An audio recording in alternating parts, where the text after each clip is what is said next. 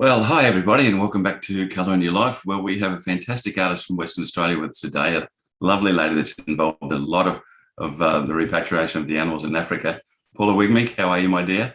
I'm very good, Graeme. Lovely to see you. Yes, it's excellent. So, when was it we filmed you? How many years ago was it? Well, I had to look back. It was in 2015, so it's 6 years ago. I can't believe that so much time has gone already. God, it's incredible, isn't it? But you initially contacted me in about 2013 or Oh, thereabouts, was and it? we had a conversation, yes. And I've got to share a little bit of a funny about that conversation because you contacted me, you phoned me out of the blue.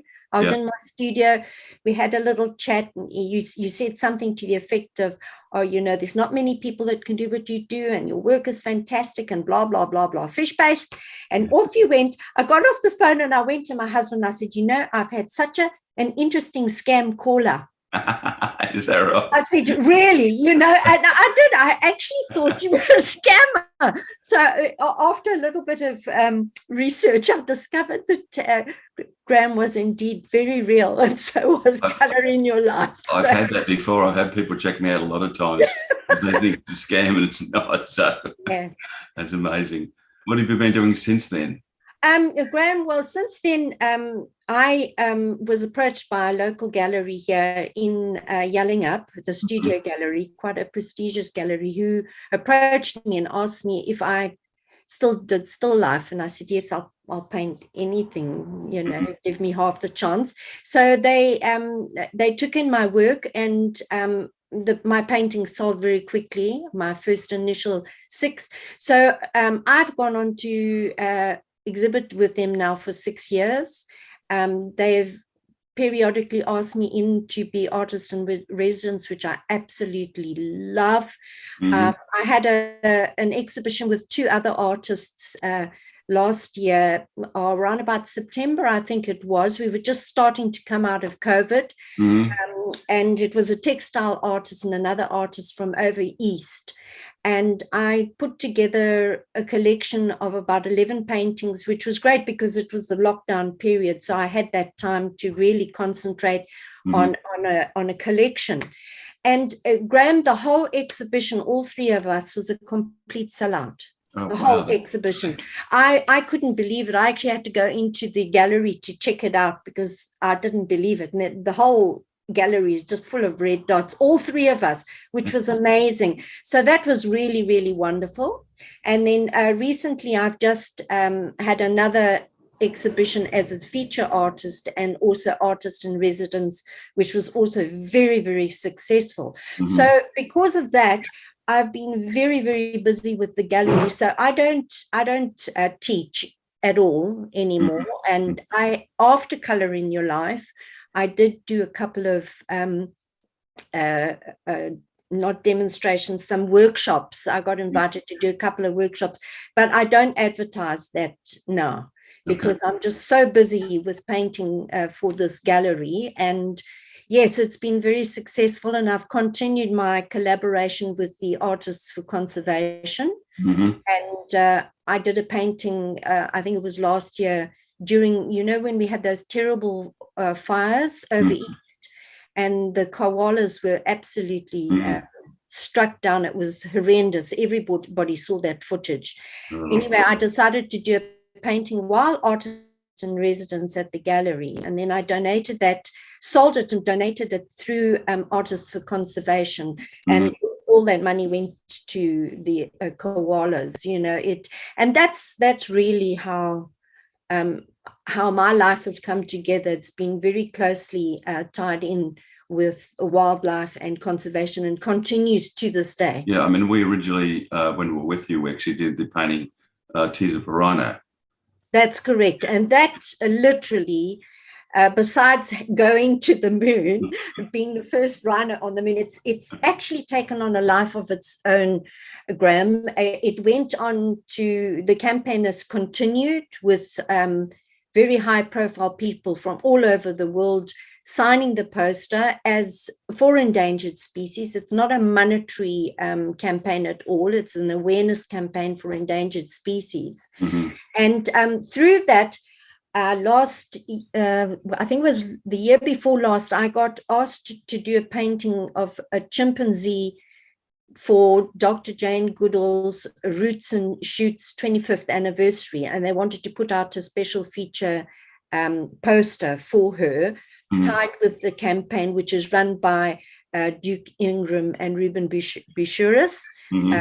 And the campaign's called the One Fight Unite campaign.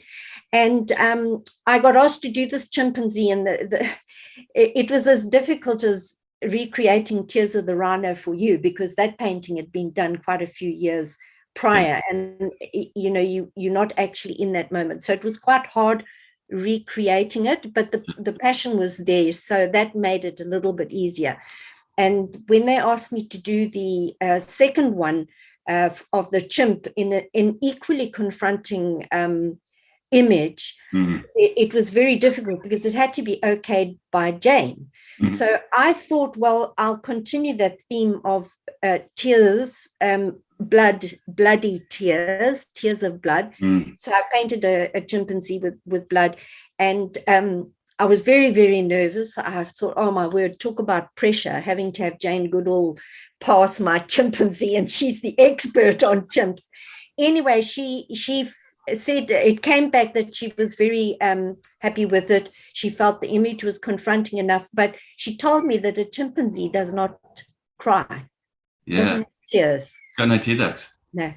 So I had to remove. I didn't either. So I had to remove the tears, which was fine. Yeah. And the title of the painting was "Tears Are Not Enough." And then through that, I got an official invitation to attend the Roots and Shoots Award in 2019. And that was absolutely incredible, because I went over to London. It was a whole day, a one-day event held at the Barbican Centre in London. I met with Jane, we chatted. Wow. A friend of mine had just recently given me one of her books, one of Jane's books, which I clung to and went and sort of sheepishly asked the organizers if Jane would sign it, and she very graciously did. Yeah. And I got to see her talk on stage for an hour, watched her interact with the children, because the Roots and Shoots Award were the children's awards.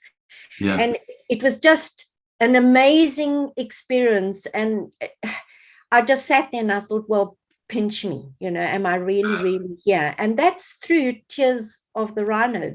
That painting is what took me to that place. Wow. And it still continues with its journey off to the moon. So, I mean, go figure.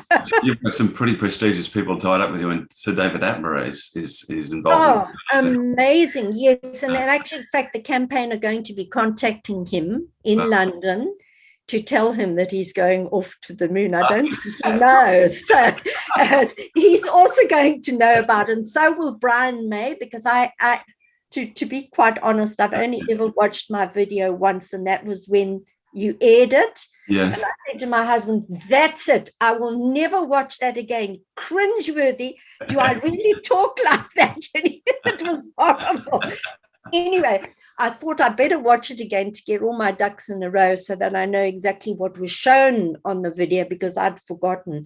Yes. And yes, those artists who featured briefly on that are all going to be informed. So, wow, that's pretty amazing, isn't it? See what you've done, Graeme. See what you've done.